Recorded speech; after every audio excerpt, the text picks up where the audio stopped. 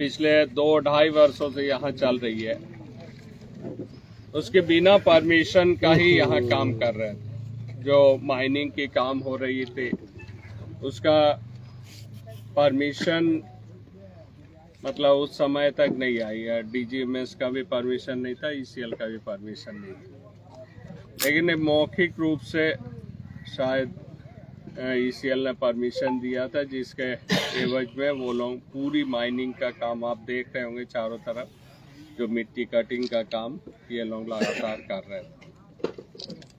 हम लोगों ने कभी भी उद्योग का विरोध नहीं किया। हम लोग ने हमें 2 ठेकेदारों को रखकर यहाँ के लोगों को झगड़ा करवाना, यहाँ के लोगों को बंटवारा करना, कोई लोग आए तो उसको धमकाना, आम जनता अगर ऑफिस में जाए तो उसको भी रोक देना, ये तमाम चीज़ें कंपनी कर रही थी।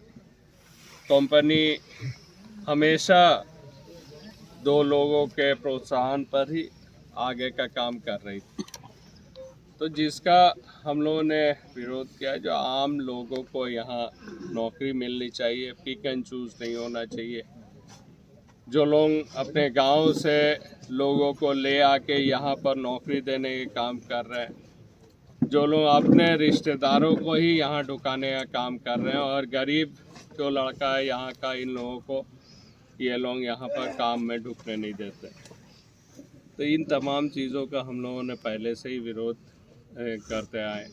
हम लोग काफ़ी बार प्रयास किए कंपनी के साथ वार्ता कर इसका समाधान निकालने का, लेकिन कंपनी हमेशा से हम लोगों की नाकारती रही, और एक पॉलिटिकल पार्टी के इशारे पर ये तमाम चीज़, 2 ठेकेदारों के इशारों पर इन तमाम चीज़ें वो करते आए।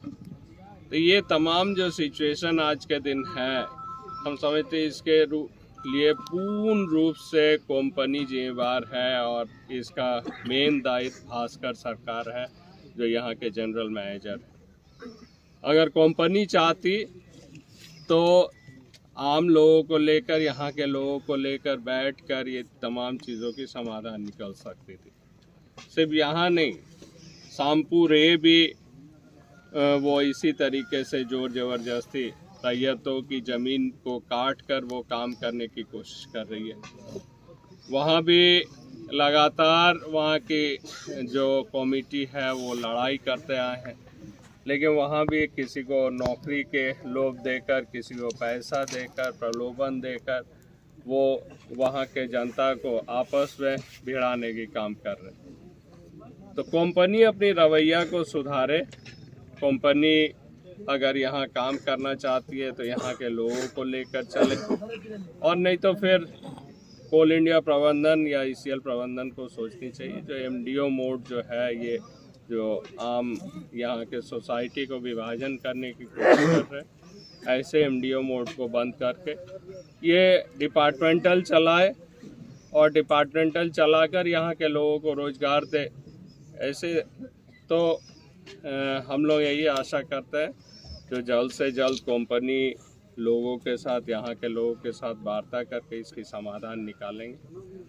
और मैं एक चीज़ और कह दूँ, हम लोग प्रशासन को भी हम लोग धन्यवाद देना चाहते हैं। जो प्रशासन जो है 16 तारीख को की जो आगजनी की घटना घटी, जो वो लोगों ने पत्थरबाजी किया, 4 राउंड फायरिंग किया, ये तमाम चीज़ें जो हुई, जो शांतिपूर्ण तरीके से धरना में लोग बैठे थे, हमारे महिला साथी लोग वहाँ शिव चर्चा कर रहे थे, उन लोगों पर पथराव किया।